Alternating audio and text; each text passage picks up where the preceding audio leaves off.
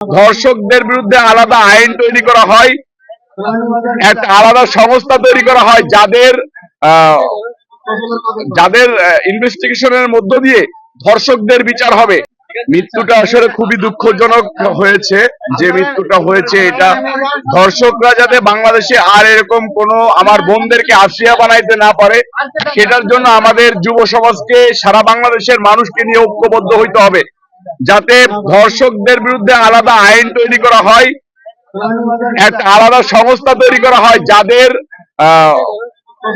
যাদের ইনভেস্টিগেশনের মধ্য দিয়ে ধর্ষকদের বিচার হবে। ধর্ষকদের জন্য আলাদা ট্রাইব্যুনাল করে 21 দিনের ভিতরে যাতে ধর্ষকদেরকে বিচার করা হয়, 7 দিনের ভিতরে যেন ধর্ষকের টোটাল যে রিপোর্ট, সেই রিপোর্ট জমা দেওয়া হয়।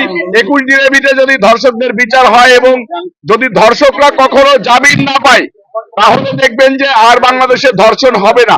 সেটার জন্য আমরা যারা যুব সমাজ আসিয়ার পক্ষ থেকে, আসিয়ার জন্য সারাটা ক্ষণ কষ্ট করেছি, আসিয়ার ট্রিটমেন্টের জন্য কষ্ট করেছি, আসিয়াকে বাংলাদেশে, আসিয়ার মধ্য দিয়ে বাংলাদেশে যেন আর আমার কোনো মা, আমার কোনো বোন, আমাদের কোনো মা, আমাদের কোনো বোন যেন ধর্ষিতা না হয়, সেটার জন্য সরকারের কাছে বিচার নিশ্চিত করার জন্য আমরা দাবি জানাচ্ছি যে এমন কোন সংস্থাকে দিয়ে আপনারা এই ধর্ষকের ইনভেস্টিগেশন করাবেন, সকল ধর্ষকদেরকে যেন এক কাতারে আনা হয়, সকল ধর্ষক যেন বাংলাদেশের ধর্ষক হয়ে থাকে, তাদের জীবনটা যেন সারা জীবন জেলখানায় পচে মরে এবং তাদের জন্য ফাঁসি নিশ্চিত করা হয়।